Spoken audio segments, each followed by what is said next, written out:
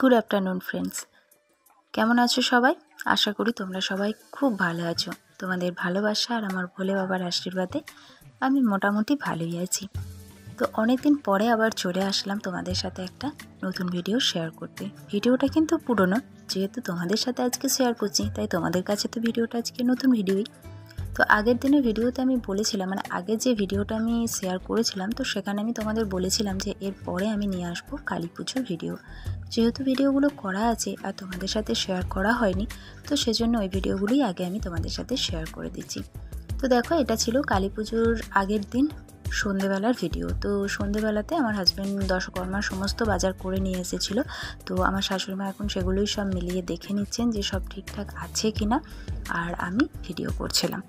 তো কালী পুজোতে এবছরে আমাদেরই পালা ছিল, মানে আমাদের যেহেতু শ্বশুরবাড়িতে অনেক বড় ফ্যামিলি, তো এক এক বছর এক এক জনাদের পালা হয়। তো এবছরে আমাদের পালা ছিল, তো তার জন্য সমস্ত আয়োজন সমস্ত কিছুই আমাদের ঘরেই হয়েছিল। তো সেগুলোই দেখো তোমাদের সাথে একটুখানি শেয়ার করে দিলাম। দশকর্মার বাজার কী কী ছিল। সবাই খুব খুব ভালো আছো, তোমাদের ভালোবাসা আমার ভোলে বাবার আশীর্বাদে আমিও খুব ভালো আছি। তো আজকে হচ্ছে কালী পুজোর আগের দিন। তো সকাল সকাল এখন স্নান কমপ্লিট হয়ে গেছে। সকাল না, এখন যদিও বেজে গেছে 11:10।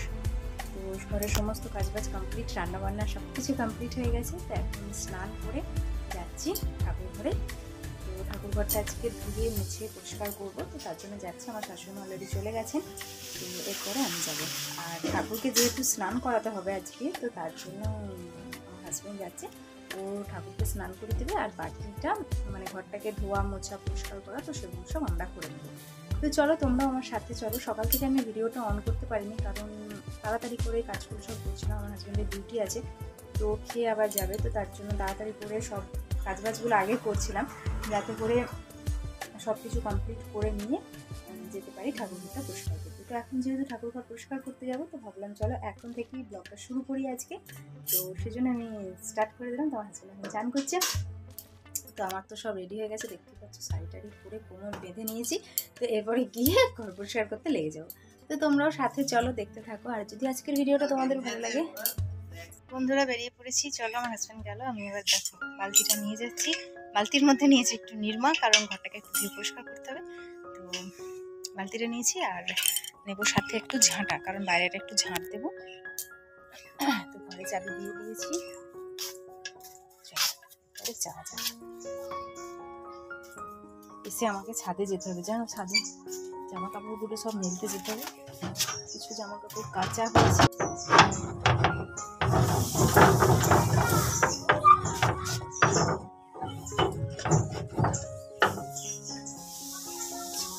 উপর দিকে তুলে দিয়েছি, চলো যাওয়া যাক।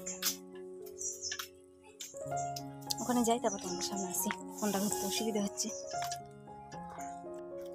তো বন্ধুরা, সেই দিন সন্ধ্যেবেলাতে শুধুমাত্র ওইটুকুনি ভিডিও করেছিলাম, তারপর আর করা হয়নি। এটা হচ্ছে নেক্সট দিন সকালবেলায় আমরা চলে এসেছি এখন দেখো মন্দিরে পরিষ্কার করার জন্য। তো যেহেতু এবছরে আমাদেরই পালা ছিল, তাই সমস্ত কিছু আমাদেরকেই করতে হবে।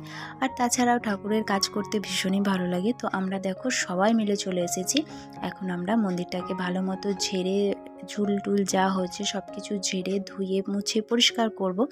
তো সেটাই তোমাদের সাথে আজকে শেয়ার করব। আর এখানে দেখো দাদাও কিন্তু কাজ করতে শুরু করে দিয়েছে। দাদা অতটা ভালো কাজ টাজ করতে পারে না, শুধুমাত্র নিজের কাজটুকুই পারে। তাছাড়াও আমরা করছি দেখা দেখি আমাদের সাথেও মানে আর কি কাজ করার চেষ্টা করছে, তো এটা দেখে বেশ ভালো লাগে।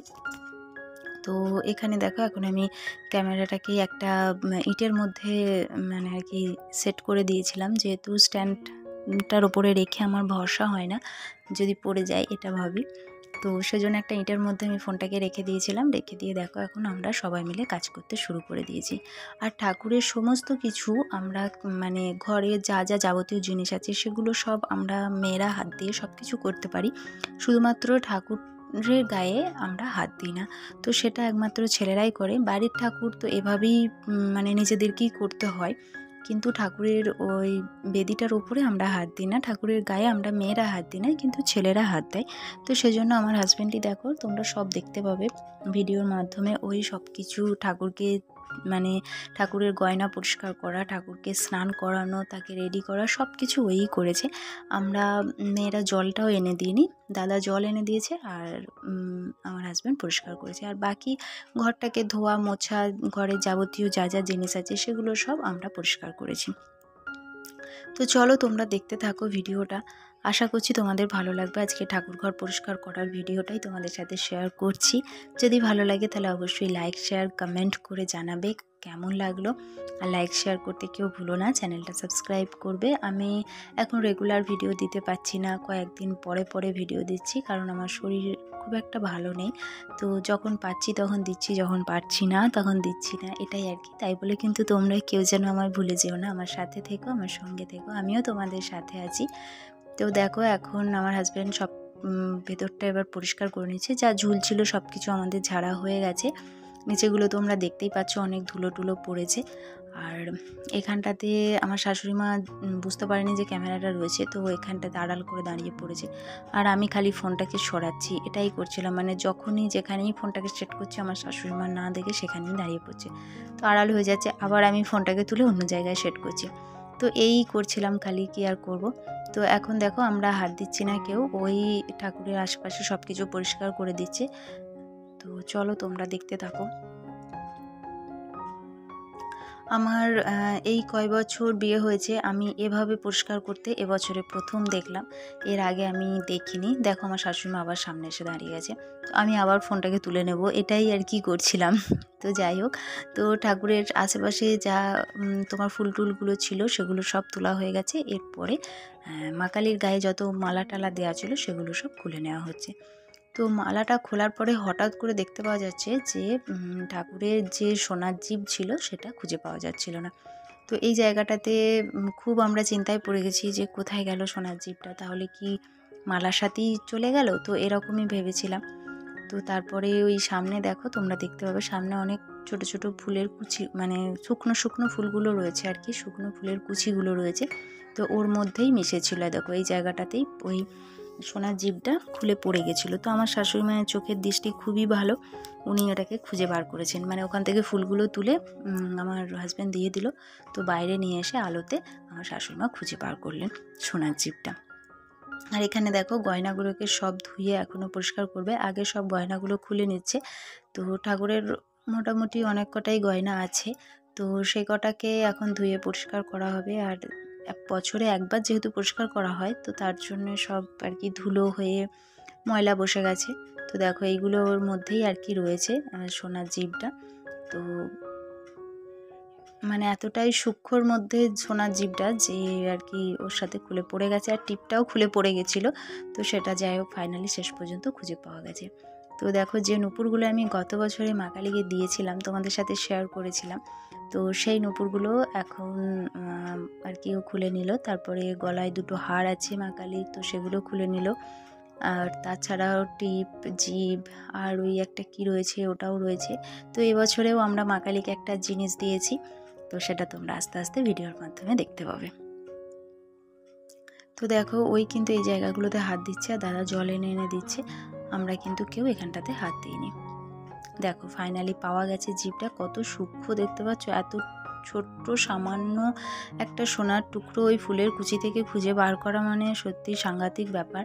আর যেহেতু ঠাকুরের সাইজও অনেকটা ছোট, তাই জিভটাও আর কি সেরকম সাইজ অনুযায়ী তৈরি করেছে, তো তাই জিভটাও অতটুকুনি হয়েছে, এটাই আর কি। আর ইচ্ছা আছে সামনের বছরে ঠাকুরকে একটুখানি বড় সাইজের করার, তো দেখা যাক কি হয়। যদি মা কালী চায় তাহলে নিশ্চয়ই সেটা সম্ভব হবে। তো দেখো এখন ওই জায়গাটাতে সব ধুয়ে মুছে পরিষ্কার করে দিচ্ছে, আর আমরা এখন সামনে দাঁড়িয়ে আছি। আর গয়নাগুলো ধুয়ে তো তোমরা দেখেই নিলে, জানলার ধারে রেখে দিয়েছে। তো ফাইনালি দেখো গোটা রুম পরিষ্কার হয়ে গেছে, সেখানে সব কিছু সাজিয়ে গুজিয়ে রেখে দিয়েছি আমি, দেখতেই পাচ্ছ। ওখান থেকে ঠাকুরের ফটোটা খুলে মুছে দিয়েছি, এগুলো সব গোছানো হয়ে গেছে। আর মা কালীর গায়ে যেহেতু গয়নাগুলো ছিল, তাই ফুলের মালাগুলোকে মানে দুটো মালাকে ধুয়ে পরিষ্কার করে আবার ঠাকুরের গায়ে দিয়ে দেওয়া হয়েছিল, যাতে গয়নাগুলো বাইরের থেকে দেখতে না পাওয়া যায়। তো ঠাকুরের ঘর পরিষ্কার হয়ে গেছে। এখন দেখো বাইরেটাতে তো দাদা অনেকটাই সাহায্য করেছে আমাদেরকে। তো দেখো বাইরেটা ধোয়া হয়ে গেছে, এখন গোবর দিয়ে ওই একটু সেই কি বলে না, ওই রকম টাইপের আর কি করে দেওয়া হচ্ছে, যাতে করে বসতে সবার সুবিধা হয়। আর এই কাজগুলো সব আমরা কালী পুজোর আগের দিন করে রেখেছিলাম, যাতে পুজোর দিন আমাদের চাপটা একটু কম হয়। তো এটাই ছিল আজকে তোমাদের সাথে শেয়ার করার মতন, যে আমরা এবছরে কিভাবে কালীঘর পরিষ্কার করলাম। তো তোমাদের ভিডিওটা কেমন লাগলো অবশ্যই কমেন্টে জানিও। পুজোর ভিডিও তোমাদের সাথে শেয়ার করব, দেরিতে হলেও দিচ্ছি, ভালোবাসা নিয়ে দেখো বন্ধুরা। তোমাদের সাথে দেখা হচ্ছে আমার আবার নেক্সট ভিডিওতে। ততক্ষণ তোমরা সবাই খুব ভালো থেকো, খুব হ্যাপি থেকো। দেখা হচ্ছে তোমাদের সাথে নেক্সট ভিডিওতে। Tata, love you all.